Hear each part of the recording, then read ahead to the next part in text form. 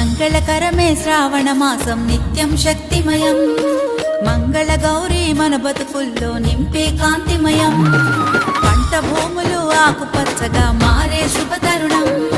శ్రావణ మాసం పూజలు చేసిన కలుగును పుణ్యఫలం